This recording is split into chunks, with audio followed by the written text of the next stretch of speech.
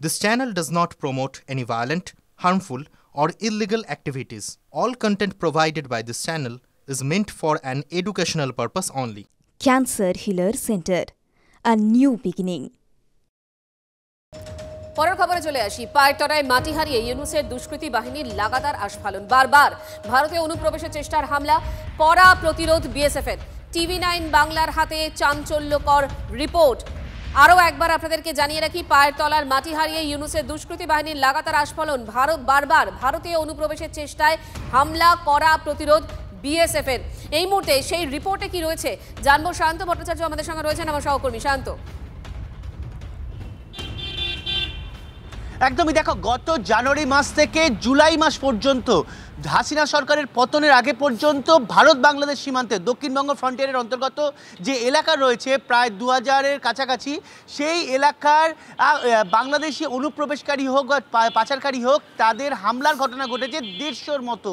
অথচ হাসিনা সরকারের পতনের পর অর্থাৎ 9 আগস্টের পর থেকে ফেব্রুয়ারি মাসের মধ্যভাগ পর্যন্ত ভারত বাংলাদেশ সীমান্তে অনুপ্রবেশকারী এবং পাচারকারীরা হামলা করেছে 877 বার। অর্থাৎ দেখা যাচ্ছে বেপরোয়া হয়ে উঠেছে ভারতীয় ভূখণ্ডে তাদের জঙ্গি কার্যকলাপ বাড়ানোর জন্য, অনুপ্রবেশ করার জন্য এবং একাধিক কার্যকলাপে তারা যুক্ত থাকতে পারে সীমান্তবর্তী অংশে, তার জন্য। অর্থাৎ 877 বার, এটা কিন্তু মূলত রিপোর্টে দেখা যাচ্ছে। একই সঙ্গে রিপোর্টে এটাও পরিষ্কার হয়েছে, মালদহ মুর্শিদাবাদে এই হামলার প্রায় 65% কিন্তু এই মালদা মুর্শিদাবাদ অংশে হয়েছে। বাকি অংশগুলোতে অল্প হলেও মালদা মুর্শিদাবাদ অর্থাৎ উল্টো দিকে বাংলাদেশের চাঁপাই নবাবগঞ্জ এবং অন্যান্য অংশ থেকে কিন্তু উস্কানি বেশি এসছে এবং অনুপ্রবেশের ঘটনা বারবার হয়েছে। যারা জওয়ান রয়েছে তাদের উপর ধারালো অস্ত্র নিয়ে এবং অন্যান্য অস্ত্র নিয়ে হামলার ঘটনা ঘটেছে। অর্থাৎ দেখা যাচ্ছে যে এই মালদা মুর্শিদাবাদ অংশ সবথেকে বেশি উদ্বেগের জায়গা তৈরি করেছে। এখানেই শেষ নয়, যে হামলার ঘটনা ঘটেছে তার মধ্যে কিন্তু প্রায় 80 থেকে 85% এই ডিসেম্বর, জানুয়ারি এবং ফেব্রুয়ারি মাস, এই 3টে মাস জুড়ে হয়েছে এবং নভেম্বর এবং ডিসেম্বরের প্রথম দিকে তার 30% হয়েছে।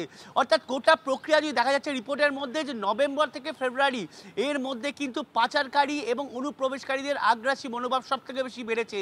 বারবার করে উস্কানি এসেছে, সুখদেবপুরের মতো ঘটনা ঘটেছে। এখানে শেষ নয়, এখনো পর্যন্ত 7 থেকে 8 জন জওয়ান তারা কিন্তু ধারালো অস্ত্রের কোপে কোনো না কোনো সময় হাসপাতালে ভর্তি হতে হয়েছে। অর্থাৎ দেখো, হাসিনা সরকারের পতনের পর এবং ইউনূসের জামানায় এই আক্রমণগুলো অনেক বেড়েছে, যেটা তুমি বলছো। বিএসএফ কতটা প্রস্তুত, তারা কি ভাবছে, তাদের কি পরিকল্পনা? দেখো, বিএসএফ এখনো পর্যন্ত দেখা যাচ্ছে মাথা ঠান্ডা রেখেছে, কিন্তু যখনই এই আক্রমণের পরিমাণটা বাড়ছে তখনই কিন্তু গুলি চালাতে বাধ্য হচ্ছে। তুমি দেখতে পাচ্ছ রিপোর্টে যে অন্তত প্রতিটা ক্ষেত্রে নন লেথাল অর্থাৎ প্রাণঘাতী নয় এমন বন্দুক এবং প্রাণঘাতী ইনসাসের মতো সেই গুলি চালাতে বাধ্য হয়েছে। প্রায় আর 650 বারের মতো কাছাকাছি গুলি চলেছে, ব্ল্যাঙ্ক ফায়ার হয়েছে। সব মিলিয়ে এই মুহূর্তে প্রাক্তন বিএসএফ কর্তা সমীর মিত্র আমাদের সঙ্গে রয়েছেন। সমীর বাবু, এই মুহূর্তে একটা রিপোর্ট আমরা হাতে পেয়েছি যেখানে বলছে বিএসএফ এর ওপরে বারবার লাগাতার আক্রমণ করা হচ্ছে এবং 877 বার হামলা হয়েছে বিএসএফ এর ওপর এবং সেটা এই নভেম্বর অনওয়ার্ডস বারবার হয়েছে। মানে হাসিনা সরকারের পতনের পর এই মুহূর্তে এই রিপোর্টটার পর আপনার কি বক্তব্য? এটা অত্যন্ত চিন্তার কারণ যেখানে যে সীমান্ত উত্তেজনাবিহীন রাখাটাই হচ্ছে আমাদের একমাত্র কাম্য, যাতে ওখানে সীমান্তবাসীরা তারা নিশ্চিন্তে থাকতে পারেন এবং তাদের রেগুলার যে কাজকর্ম তাতে যেন ব্যাঘাত না ঘটে। এই ফিগার থেকে বোঝা যাচ্ছে যে নতুন যে এই এসছে ওই ইউনূস এন্ড পার্টি, তারা ওখানে কোনো রকম ভাবে শান্তি চায় না। কারণ ফোর্সের যদি হয় সেখানে কোনো কাজই বিনা সুপিরিয়রের হুকুম ছাড়া হয় না। সুতরাং সেই জায়গাটায় যেটা একেবারেই প্রতিপাদ্য সেটা হচ্ছে যে ওপর থেকে কোভার্ট অথবা ওভার্ট সাপোর্ট এবং ইনস্ট্রাকশন আসছে যে বিএসএফ এর সঙ্গে তোমরা একটা সবসময় একটা ঠিকমতো যাতে লেগে থাকে, যাতে আমাদের যে প্রায়োরিটি কাজগুলো প্রজেক্টগুলো রয়েছে সেগুলো যাতে সঠিকভাবে আমরা না করতে পারি, পার্টিকুলারলি বর্ডার ফেন্সিং। এই যে 800 কতবার করেছে, এটা ওরা বুঝতে পারছে না যে পাকিস্তান যতই মুখে বলুক সাহায্যের সময় কিন্তু তারা কোথায় কি করবে, যারা নিজেদেরই সাহায্য করতে পারে না তারা আবার বাংলাদেশে এসে কি সাহায্য করবে। কিন্তু কিন্তু যে জায়গাটা হচ্ছে সেটা সবচেয়ে আরো বেশি, কারণ এই যে মৌলবাদীরা, এই যে টেররিস্টরা, এই যে উগ্রবাদীরা, যা তারা যেভাবে তাদের মানে প্যাটিং করা হচ্ছে, যে তাদের যে উৎসাহ দেওয়া হচ্ছে, তাতে কিন্তু বাংলাদেশের নিজেদের মধ্যেই লেগে যাবে। কারণ টুঙ্গির ঘটনা, টুঙ্গি হচ্ছে বঙ্গবন্ধুর তার জন্মস্থান। সেই টুঙ্গিতে এরা গেছিল, ওই টুঙ্গিতে যে ওখানে যে কবরটা দেওয়া হয়েছিল এবং তার চারপাশে যে একটা মনোরম ইয়ে করে রেখেছে, সেই জায়গাটায় ওরা গেছিল এই ইসলামিক শিবির টিভি যারা আছেন, এইসব হিজবুত তাহরির, তারপরে জামাত, একটা জিনিসই তারা ক্লিয়ারলি বুঝিয়ে দিয়েছে ওখানে পিটিয়ে, সেই টুঙ্গিতে যারা গেছিল পিটিয়ে তাদের বুঝিয়ে দিয়েছে যে এখানে এখানে ডাল গলবে না, সুতরাং তোমরা যদি আবার আসো আবার পেটাবো। একদম। অনেক ধন্যবাদ আপনাকে, অনেক ধন্যবাদ।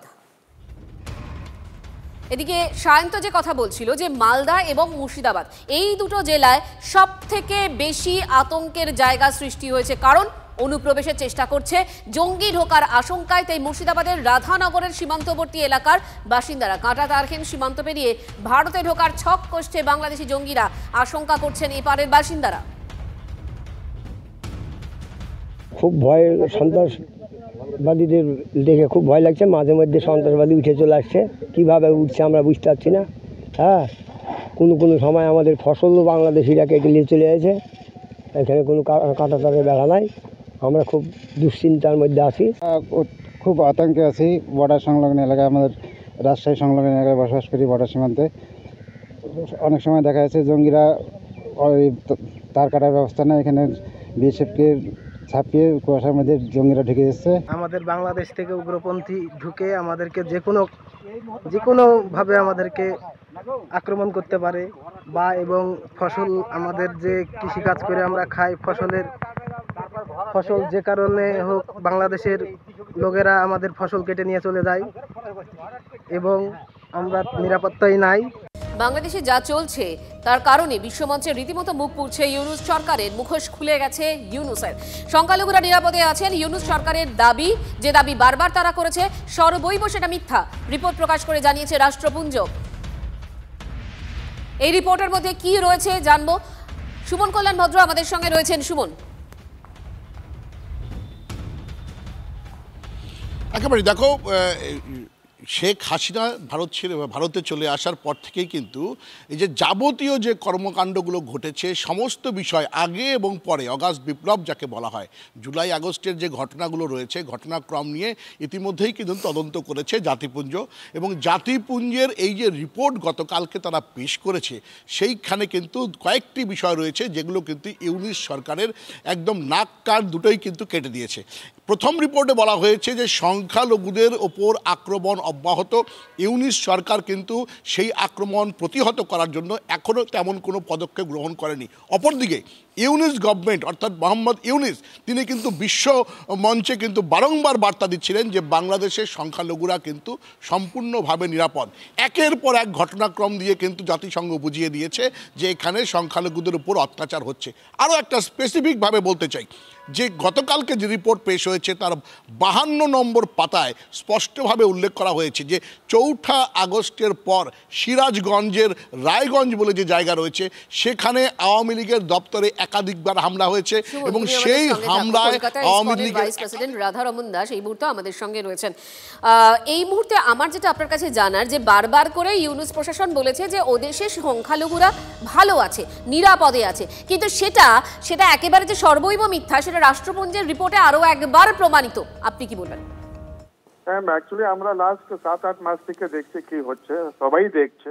আজকাল সোশ্যাল জামানাতে আমরা সবাই রিসিভ করছে আমরা কি কিরকম যারা সংখ্যালঘুরা রয়েছে ওদের উপরে অত্যাচার হচ্ছে, কত লোক মারা গেছে, কত লোক মহিলাদেরকে ধর্ষণ করা হয়েছে।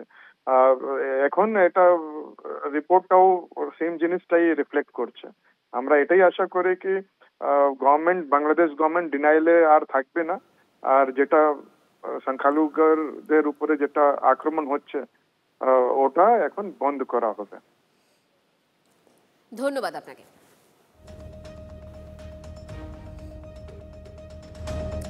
বাংলাদেশে হিন্দু নিপীড়নের কথা বারবার অস্বীকার করেছে ইউনূস প্রশাসন।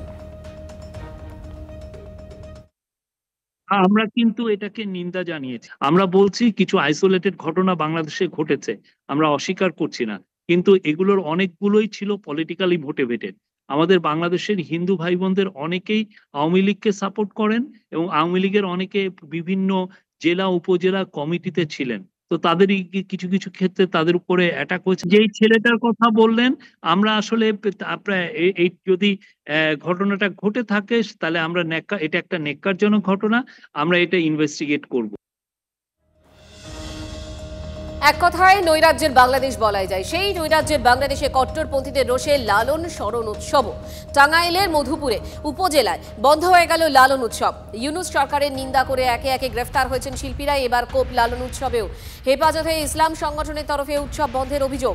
তবে কি কারণে বন্ধ গেল ফকির লালনের এই উৎসব খোলসা করতে চায়নি সেদেশের পুলিশ।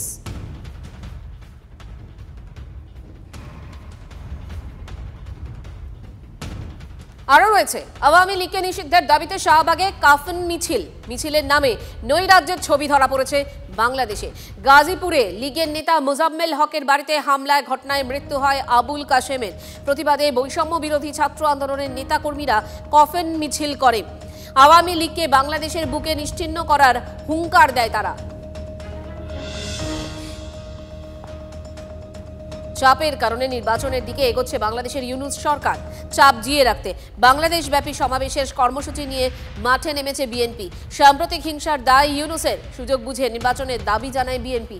চাপে পড়ে নির্বাচনের প্রতিশ্রুতি ডিসেম্বরে ভোটের আশ্বাস দিলেও ইউনূসকে ভরসা পাচ্ছে না খালেদা জিয়ার দল। নির্বাচনের চাপ বজায় রাখতে লাগাতার কর্মসূচি তাই বিএনপি।